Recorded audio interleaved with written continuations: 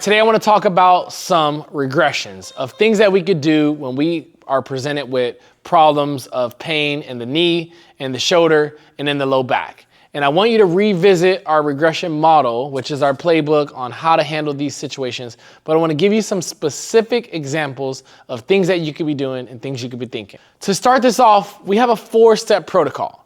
The first is when we're presented with pain, we want to really understand what it is. Hey, where is it? When do you feel it? Right? Just gather some questions so you can know how to approach it.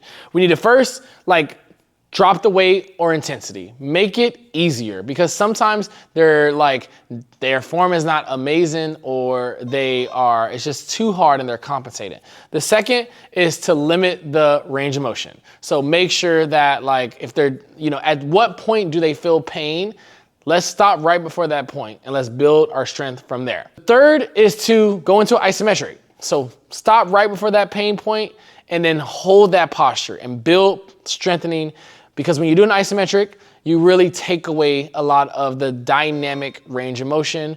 And typically it's gonna just be a much safer approach. And that's why in a therapy setting, a lot of times when there's a big acute injury, you really try to build isometric strength. You try not to go through a full range of motion because you just don't have the tolerance to be able to do that. And then the last thing is let's just change it to a mobility-based exercise, or change it all together to a completely different exercise to take away all the stress, especially if we need to kind of create something fast and we don't have time to be going through all these steps. If we have the time, hey, we take that approach, because a lot of times hey, you just decrease and you do number one, you just decrease that weight. It's going to change things really quickly versus, trying to go through step 1, step 2, step 3, step 4. But that's our 4-step system. So you want to understand what it is, and then you take that approach and you kind of go through that model using what you need. When you're cut for time, like I said, go right into 4, change it to a completely different exercise, take away the load. So there's 3 common things that are happening, right? Somebody's either dealing with some knee pain, and we're really trying to understand exactly kind of what's happening and how we could best support them. The second is low back. Someone's, dealing with some low back tightness, or they slept weird, or they just have a very stiff back from their work or whatever it might be. And then the shoulder. A lot of people are going to come in and they can't even get overhead. And us trying to load them up or get them in different positions with weight is a horrible idea. And that's also why the way we program, we're gonna slowly introduce overhead positions. We're gonna do something like a landmine press before we introduce an overhead press. And so really you're trying to think, a good philosophy is you really want to understand what areas of the body create more provocative positioning, which is going to create more harm. So if you think about the shoulder, the more you go overhead, the more challenging it is. So if someone has shoulder pain, the more you creep up, the more it's going to be. If someone has knee pain, the more you bend forward, the more stress you're putting on that knee. If someone has low back pain, you have to kind of distinguish what area of the back, right? It could be through extension, it could be through flexion. Somebody might feel both, someone might feel more or the other. Going into the position that hurts is going to create more stress, more pressure. So you got to just use a little common sense with some of this stuff too, but you got to first make sure you ask the question so you can have a good understanding of it. So let's break down each category. I'm going to give you 3 different exercises that we typically will see, and then using our 4-step model, how we can really manipulate that exercise to meet somebody exactly where they're at. Focusing on knee dominant, think about a reverse lunge. So when we introduce a reverse lunge and somebody is like, oh my God, I really feel that in my knee. Well, what's the first step? The first step is get an understanding, well, when do you feel it, right? Is it initially, or is it when you get to a certain point? Okay, let's try it without weight. That's step 1. Let's try it without weight, or let's reduce the weight by 10 pounds or by half. You can make that decision right away. Easy, just cut it in half. Cut it in half. And if it's already 5 pounds, then literally let's go 0 pounds, right? Let's do body weight. Does that fix it? Boom, great. Let's say it doesn't. Let's keep going down. All right, well, let's limit the range of motion. So you say it hurts at a certain spot. So you say it hurts right when you get to 90. Okay, let's stop right before 90 and we come back up. Let's stop right before 90 and we come back up. And something that's really important is speed plays such a huge role in someone's pain.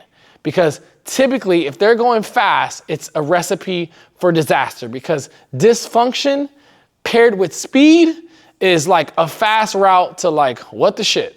You know, so we got to really make sure that we're slowing people down. Tempo is going to help you control the motion, and it's going to allow you to have the awareness to be able to make those small adjustments without putting too much stress too quickly. That's why we do not introduce a lot of very complicated, quick, impactful exercises early on, because we want to build a good base, a good foundation.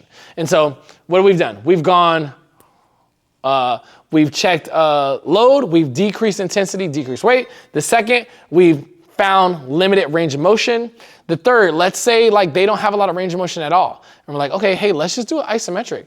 This is something I did in class with Clay. Like, just find that position. Okay, it feels tolerable here. Let's stay here and let's build this up.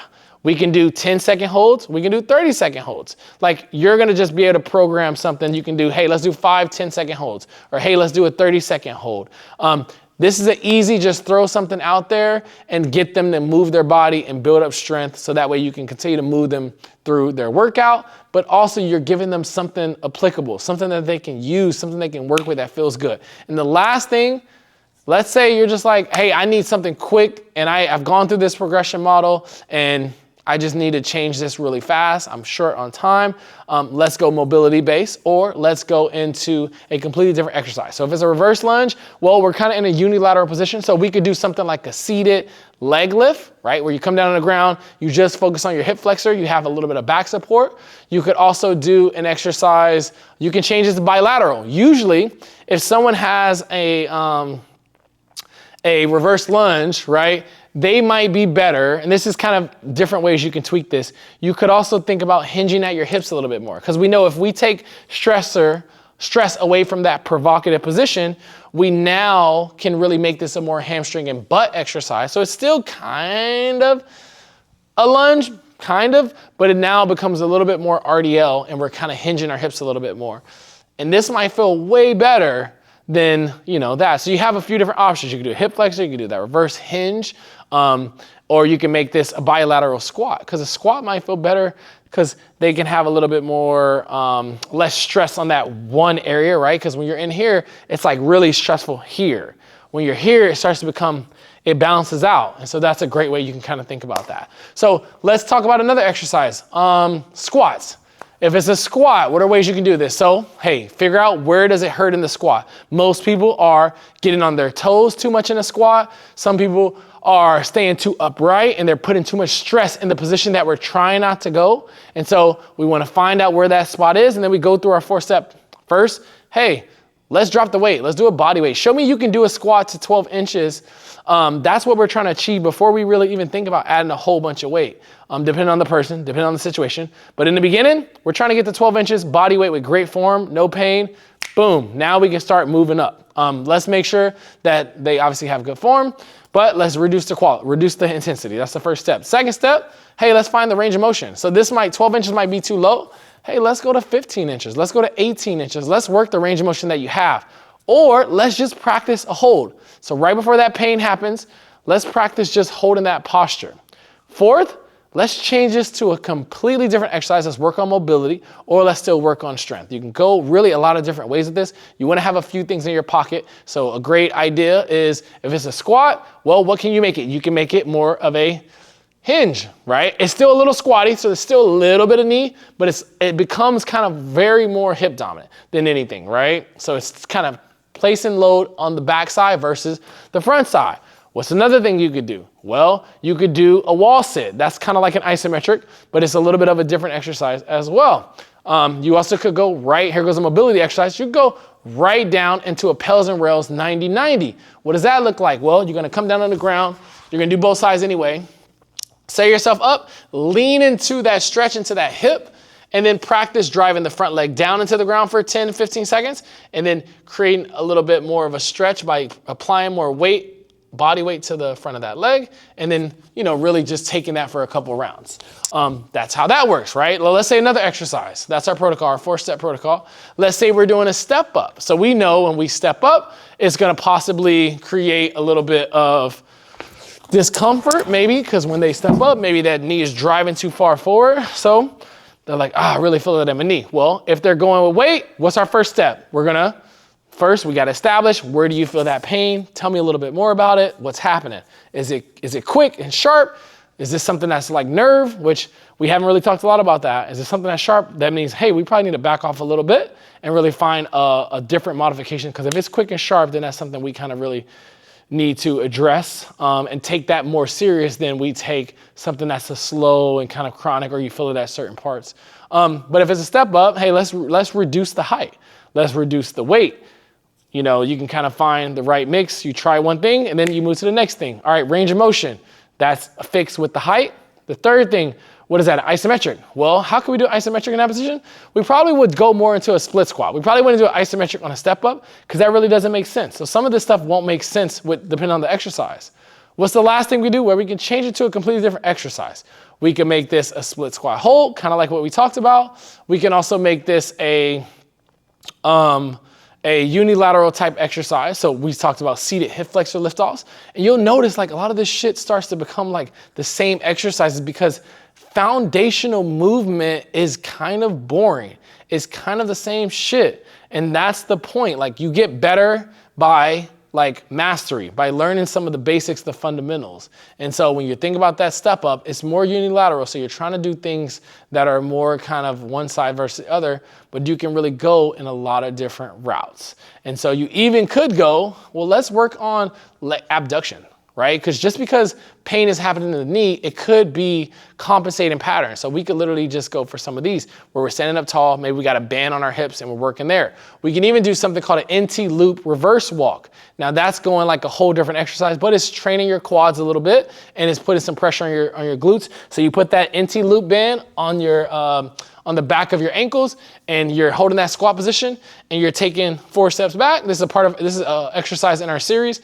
And then we come back up. We take 4 steps back. We're pushing that band and we're feeling some glutes, more glute than anything. But because you're in that squat position, you're still training kind of the right things. So that's some common things, common exercises we'll see that are more knee dominant, and how we can use our 4-step system to get them out of that position and start feeling better and make it more approachable and be able to keep going through our workout without really just leaving somebody completely out and dry and trying to figure out the workout by themselves, like what'll happen.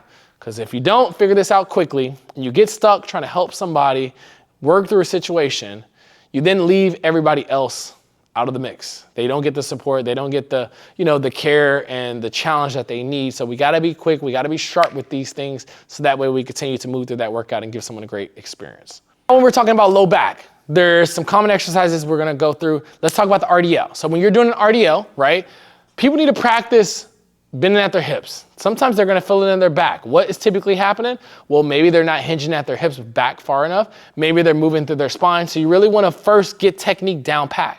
Make sure technique is proper, because if we don't have great technique, it doesn't matter. So we want to make sure that we're teaching them, hey, calves against the bench. This is a great way to teach this.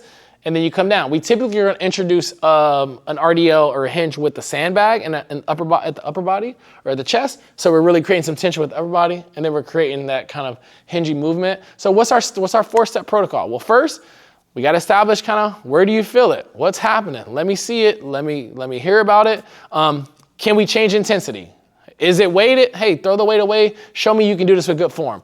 Range of motion, that's the second thing. How do we adjust that range of motion? Boom, we understand that. How do we hold? We can do isometric, that's the third thing.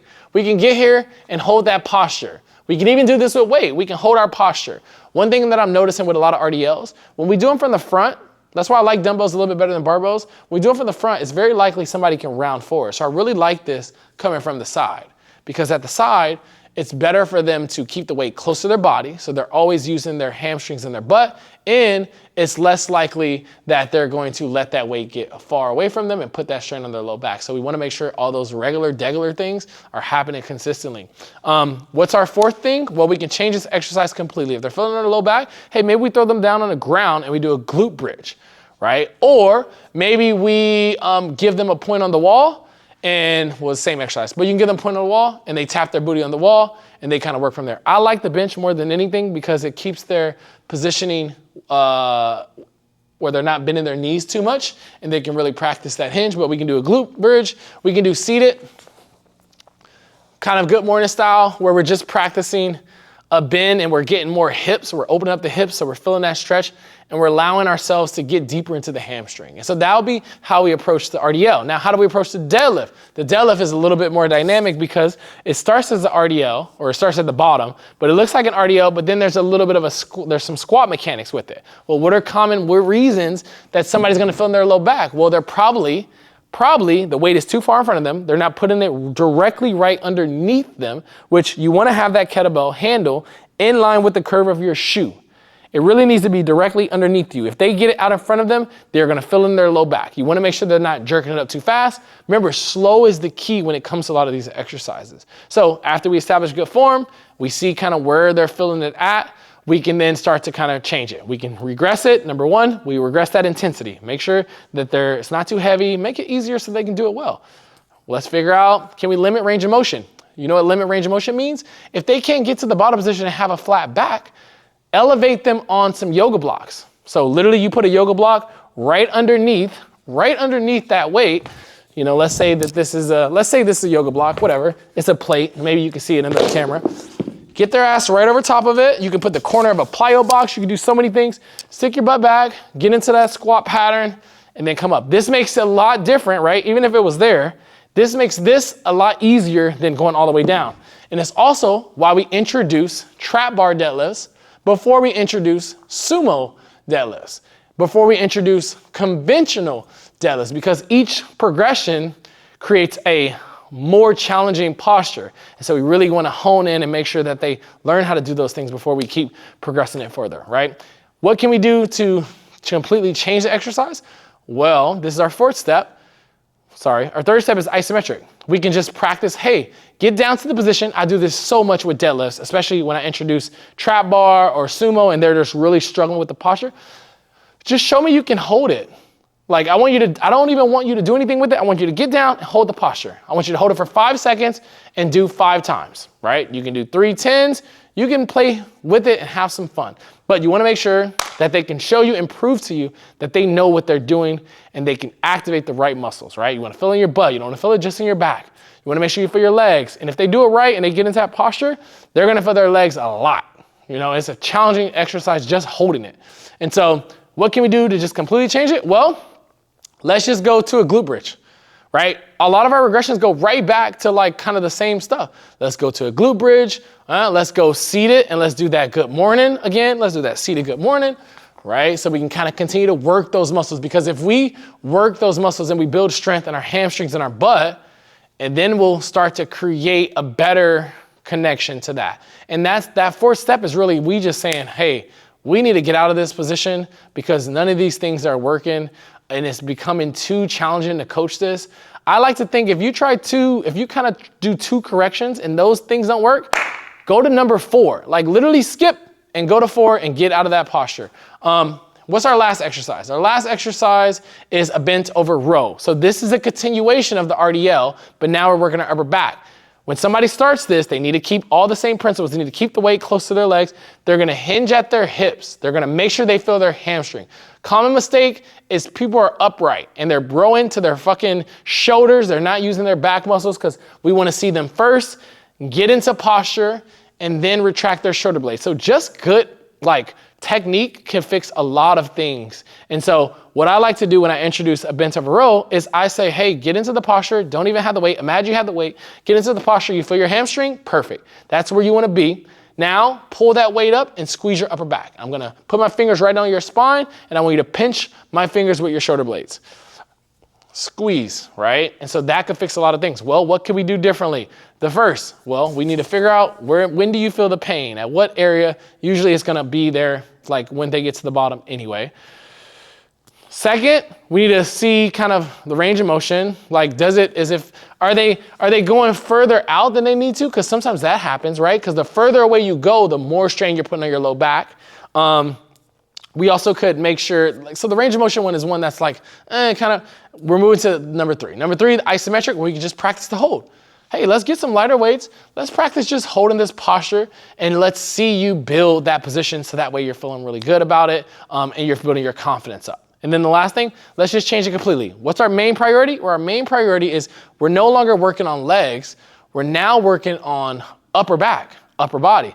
There's some isometric stuff happening in the legs, but that's not really our main focus. So let's just change this to an incline row. Get on that incline, work your upper back. Take away the back completely. We don't want the back to be involved at all. Remember, even if we go one knee down, one hand down, and we do a single leg row, a single arm row, we're still working our core and our low back, because when one weight is loaded, unilaterally, your spine and your core is working really hard to fight that resistance. So it's always best to try to go for 2 if low back is something that they're struggling with. Now, low back could be a thing just in a hold. They might not feel it when they're here, unless they have some real deal back pain. Like, you'll be fine with going to a knee supported row with one arm. You'll be fine, but you just gotta kind of really get feedback. Hey, how does that feel? Like, get quick feedback, give them quick wins. And especially when you're rushed for time, and you're trying to figure it out quick, you need to have it in your back pocket to just get them into an incline row. It's easy because you know you're gonna be successful with that, and you know they're gonna work their back and they're gonna get to hit the movements that we want them to hit, build the muscles that we want them to build. Okay, so now the shoulder, and this is, like I said, we know get into this top position is gonna be provocative for them. When we think about shoulder exercises, there's gonna be a few different ones that are gonna create pain and that are gonna be very common in some people, not all people, obviously. So the bench press is the first one. Hey, well, what's happening with the bench press? We know already when somebody does a bench press and they say, I feel it on my shoulders, we know they're probably doing an anterior humeral glide. We know their shoulders are going like this, most likely, because they're not sitting their shoulder blades. So technique is really important. Again, we gotta make sure that they're doing things well before we even think about, hey, we need to do changes or change range of motion or blah, blah, blah. Get the form proper and go slow. Don't go fast, right? So let's say they're doing bench press. They pulled everything back. They still feel in their shoulder. Well, what are some things we can do? Some corrections. We can go neutral. In neutral position, it's going to take stress because it's going to externally rotate your shoulder, which is going to open up that ball and socket joint so you can have more freedom of range of motion and a nice groove to that shoulder. What can we do else? What else can we do? We can look at our first thing, which is reduce intensity. Well, we can bring the weight down, right? So that could easily fix it because they might be compensating. The second thing, we can make this a limited range of motion. Well, when do you feel it? Well, when I feel it when I go all the way down. Well, don't go all the way down. Stop right there and come right back up, right? Find a range of motion. Hey, is it horrible if we're doing kind of like right here? Is it the best? No, but it's like you got to meet somebody where they're at. You got to give them what they need. The third thing, we can build an isometric. So let's say we really start on pauses. So we kind of get there, we hold right before where we need to be. Because some of this stuff, like you can do you can do like a limited range of motion and then add a hold to it. There's a lot of things you can do with it as you start to think about that 4-step system. What's the last thing? Well, we can make this a mobility-based exercise. So maybe if it's like a lot of pain and you're like, damn, they're really like a lot of movements is not help. Let's go right into a shoulder position. Let's do a shoulder, pels, and rails. So not just a shoulder stretch, let's make it effective and add some strengthening components to it. You'll notice in a pels and rails, that's an isometric. So we're kind of doing like number 3 and number 4 together. And so they're in that stretch, they got the hand on the rig, right? So let's say there's something like here, they got the hand on that rig, or the hand on the pillar, and they're driving into the pillar, and then they're trying to like pull away a little bit, and they're opening up that shoulder. They're driving in isometrically, trying to create some tension in their shoulder, and then they're pulling away to kind of get a bigger stretch. That's a mobility-based exercise. What else could we do? Well, we could make this a tubing band press. So with 2 bands, right? With 2 bands, where's the band? 2 bands, 2 bands, 2 bands. With 2 bands, our tubing press, you guys know what this is. Tubing press, right? They could be here, keeping their shoulders down. Why is this better? Well, because now we're in a standing posture. We're not gonna put any strain on the shoulder. We're gonna be working our chest and our triceps. That's way better. That's gonna be much better, more feasible, and it's probably gonna get them in the right position really quickly. Let's talk about our second exercise, push-ups. Commonly, like they're gonna do the same thing. They got the anterior glide. Are they focusing on retracting their shoulder blades and depressing their shoulders? That's gonna help them feel much better when they're doing that pressing motion. And so what do? Hey, the first step is you need to figure out at what spot does pain occur? When do you feel it? Where do you feel it? Is it quick? Is it dull? Like if it's quick, all right, maybe we need to think about going right to step 4 and changing this to a different exercise because something's pinching, right? That's a nerve shooting that's happening. If it's dull, hey, okay, let's try some different things. First step, Hey, let's try to reduce the intensity. Let's bring the height up on an incline. We're doing an incline bench push-up. We need to make it a little bit higher. Let's see if you're doing it with good form and you can keep it. Most likely, that might fix it. What's the second thing we can do? Well, we can limit range of motion. Maybe you don't go all the way down. Let's just practice kind of some half reps and really build up your posture there. Right? What's the third thing? Well, let's just hold it. Let's just practice holding that posture. Just give me like a 5-second hold 5 times. 5 by 5, super easy to program.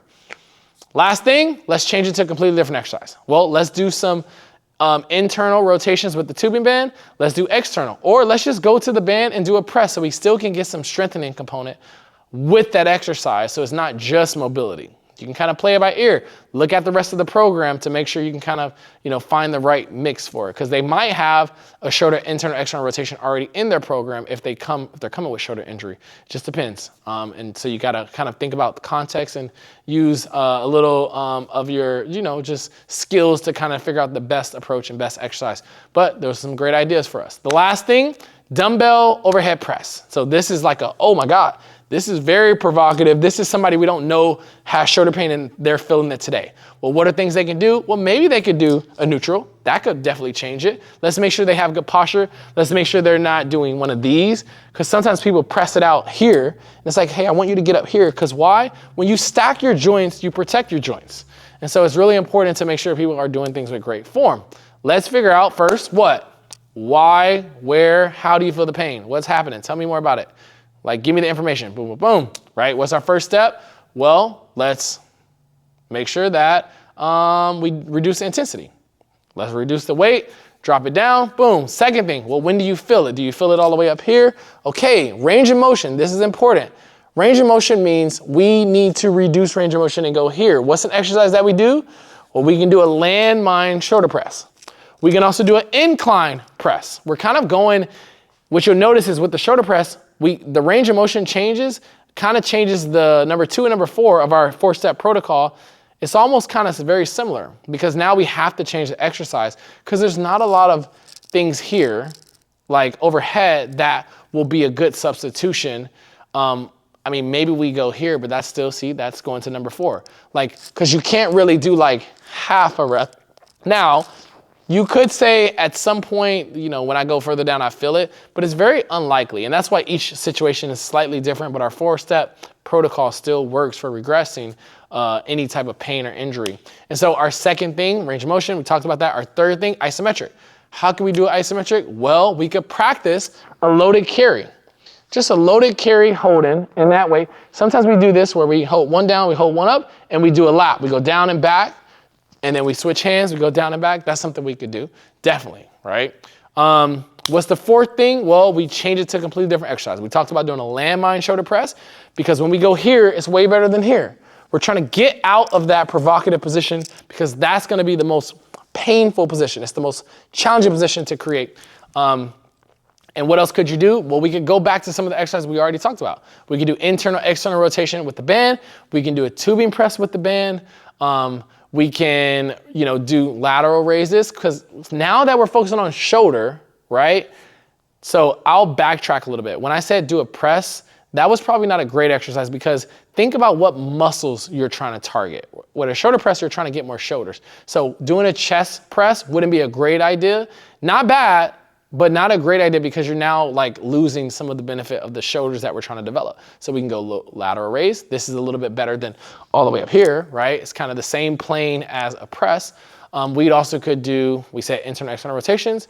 We also could do some of these where we grab the band and we pull it down. Now, it's a little bit of a back exercise, but it's kind of a back of the shoulder exercise too, a little bit of rear delt, because you can add a little bit of this angle like this versus straight down. You can add a little here, and that becomes more of a shoulder-based exercise.